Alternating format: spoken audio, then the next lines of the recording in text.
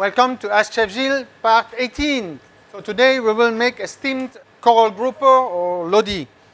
So here we keep the skin because actually the skin of the coral grouper will be nice gelatinous, especially when it's very fresh and when we steam it.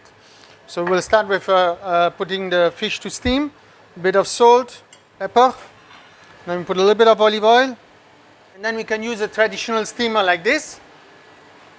So the fish goes in like that.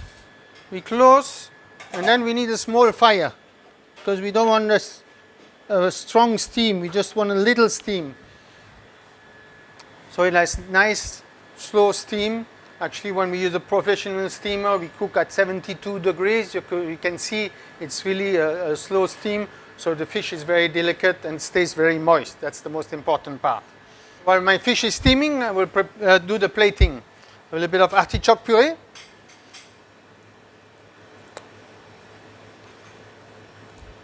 Three dots in a little bit of deep plate. And I have some white asparagus, or you can use green asparagus as well. Goes in the bottom. Diced tomato. Then I have the asparagus tips. Just stick them a bit up like that. And then I have a bit of mussels. The sauce will be actually a mussel jus, some small mushrooms, and a little bit of olives. So it's quite a Mediterranean dish.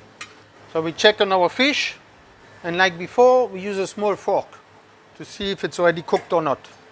So you see my steam is not too strong, but the fish not cooked yet. My fork is not getting in yet. So we'll need to wait a little bit longer. So while the fish is finished steaming, I get my sauce ready. So I have a marinière, so mussel jus, that I monté with a little bit of butter and some olive oil. And then we finish with a little bit of lemon juice. And we can mix it to make it a bit foamy. Then I will blend my sauce. So then I have my nice foamy jus. It goes at the bottom of the plate.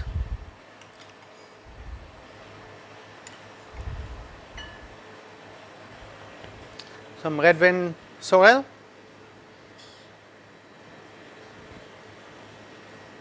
A little bit of flowers. Yes.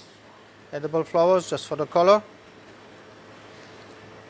And by now, my fish should just about be ready. Let's have a look.